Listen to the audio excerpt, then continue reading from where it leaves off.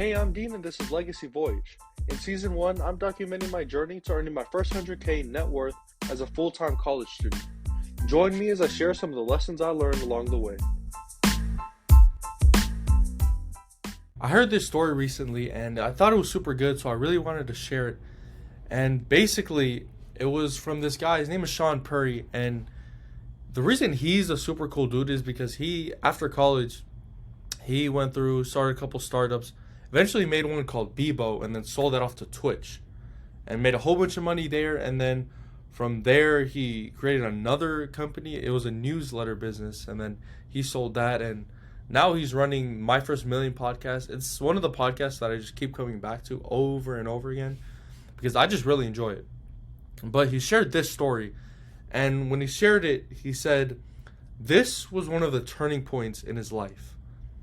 And the reason he said that was because after this story, after this moment, he learned a lesson where it took him from this straight and narrow path of I'm going to go be a doctor, go to med school, into I'm going to completely turn my life around and go into business. And it was this thing that taught him that, or this story.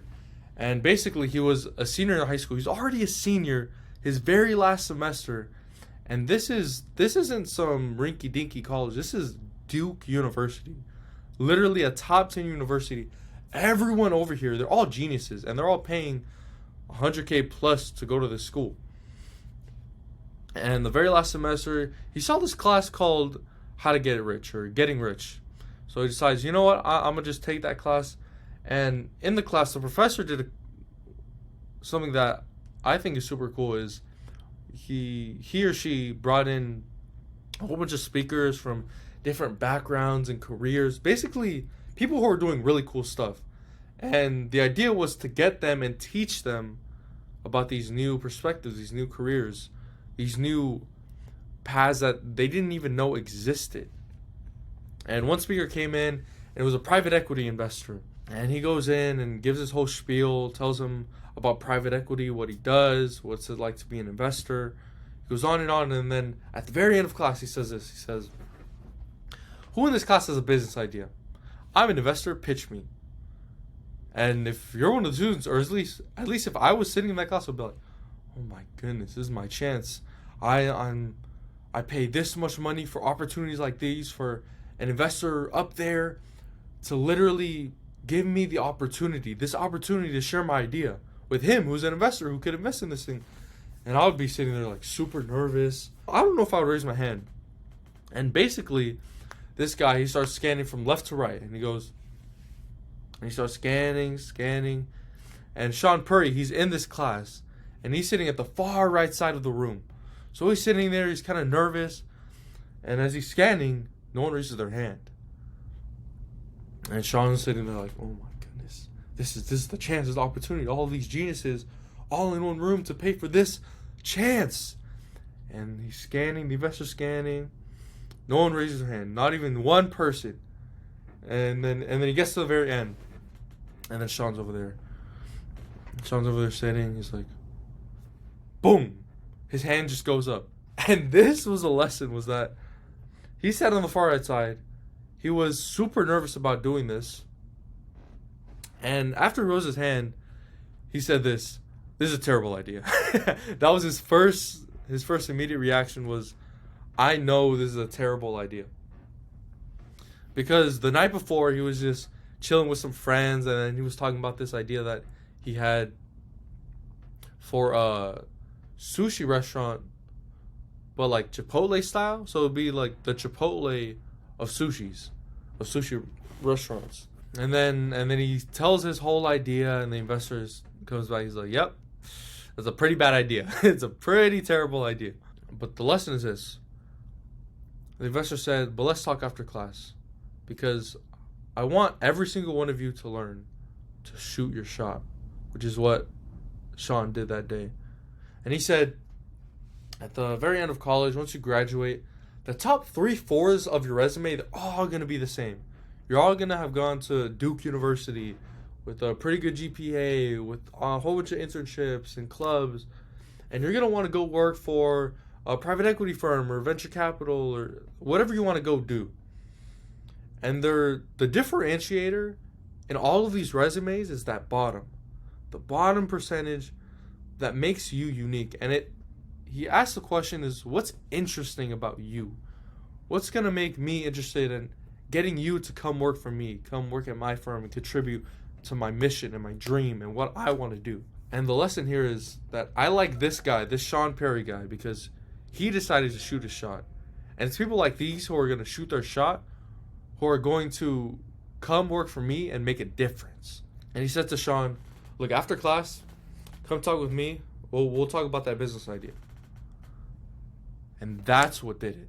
Shooting his shot, this is what eventually led him from completely shifting to majoring in biology, about to go into medical school and become a doctor, completely shifting that to business.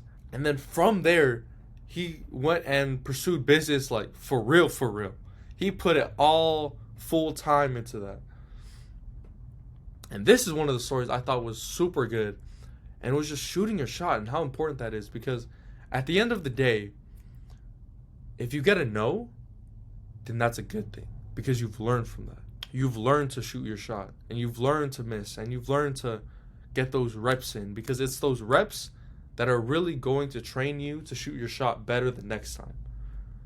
And it's this whole idea of failing forward, the fail forward mindset, that you should embrace failure instead of being afraid from it, or instead of fearing it. You should embrace it and learn from it. And this all comes back to something that I was trying to think through. I was trying to work on this. I think I'm calling it the fail forward framework. And there's basically 3 steps to it. But before I get into that, there's a couple of ground rules that I need to establish. And the first thing is that beliefs are important. Beliefs are powerful. And the reason they're powerful is because they determine what we're going to do. They determine our future actions. So for example, very limited belief.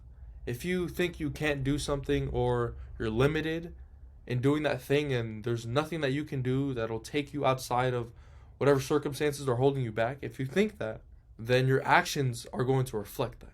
But on the opposite side, if you think that you have this opportunity to grow and to become a bigger, better person, no matter what life throws at you, if you think that, then that belief will influence your actions and you will take massive action. So that's one of the first ground rules that we need to establish, is that belief determines action. So the next question is, what determines belief? How do you get to beliefs? And the things that determine beliefs is your experience. So there's something else that I figured out, was that 2 people, they can grow up in the same experience. Both parents died. They were orphaned and they have to become an immigrant and travel to another country. They don't speak the language, but they have to grow up in this unfamiliar environment. 2 people can grow up in that exact same experience. One person can grow up, decide, the world hates me. Why did my parents die? Because of that, I never had a normal upbringing. I never had a normal childhood. And I can't do the things that I want to do. I can't go and build a big business or make a bunch of money because of this experience that has held me back. And on the opposite side, the other person could look at that and say, you know what? I'm going to take that experience and I'm going to use that as fuel. I'm going to use it as motivation. Say, that experience is what has made me a stronger person, and I'm going to go and use that to go and achieve what I want to do. And it's the same experience, but from that same experience, the one experience they have, there's 2 different beliefs that they drew from it. And the thing I hit on was this, is that the difference is interpretation. Is that the way you interpret experiences will influence your beliefs. And so that's the next thing we have to hit on, is that belief determines actions and experiences determine beliefs. But in between there, we have interpretations. And the thing about interpretations is that it's all based on our mindset. And that's all the mindset is. It's the lens through which we interpret our experiences. And one of the mindsets that I came up with, I'm not sure if this is a thing yet, But it's basically the fail forward mindset, where instead of fearing failure, you actually look at failure and embrace it because it's the good thing that you can learn from. Here's a framework, is that once you've adopted the fail forward mindset, once you've adopted that, then you can move on to step number 1, which is taking massive action and embracing failure. Is because once you have this huge belief that now is in your back pocket that you can use, then you go out and you take massive action, because with that massive action, guess what? You're probably going to fail, and that's okay, and you embrace it. So you go out there, you take massive action, you embrace the failure, and then after you fail, you learn from the failure. Because if you just fail, then it's whatever, and there's nothing that you can learn from, then that sucks, and there's nothing you learn from it. But if you go and fail and then you learn from it, and from that, you implement the things that you learned and you adjust your approach, then we start getting somewhere. Then that's where you fail forward. You don't just fail, period. You fail forward. And that's the powerful thing, is that after you fail, you learn from the failure, and then you adjust your approach. And then after you adjust your approach, you take massive action and fail, and you repeat that over and over. And step 3 is to repeat until you succeed. Because I can guarantee that if you do this, you go over and over and over again. At the very end, if you say, man, well, I've tried everything. There's nothing more I can do. There's just nothing. I guarantee you're wrong. It's that simple. Is that there's so many things out there that you can do that I guarantee that there's something that you didn't do. So you go out there and you repeat this over and over and over again. And if you say, man, I quit. There's nothing more I can do. It's like, well, go out there and do it some more. And do it some more. And take more and more and more action. Because that's what it takes to eventually succeed. And that's just something that I kind of came up with while I was driving. I'm not sure if there's a thing yet. But I thought it connected really well with this story that, man, shooting your shot. That's what it's all about. It's all about this failing forward mindset, is that not being afraid of failure, not fearing it. I think that's super important, and I just wanted to share it. This is one of my first video style podcasts, because I think I'm going to just post these on YouTube. So if you're watching on YouTube, this is the first episode of video recording. Yeah, so pretty cool. With the life update, really quick, because I'm about to hop on a meeting. It's actually, yesterday I found out I got accepted for this internship. It's with a venture capital firm. So I'm super excited to get started with them. Just basically learns the ins and out of venture capital. I was looking at my resume because I was getting it. I was meeting with someone about it, about getting internships and stuff.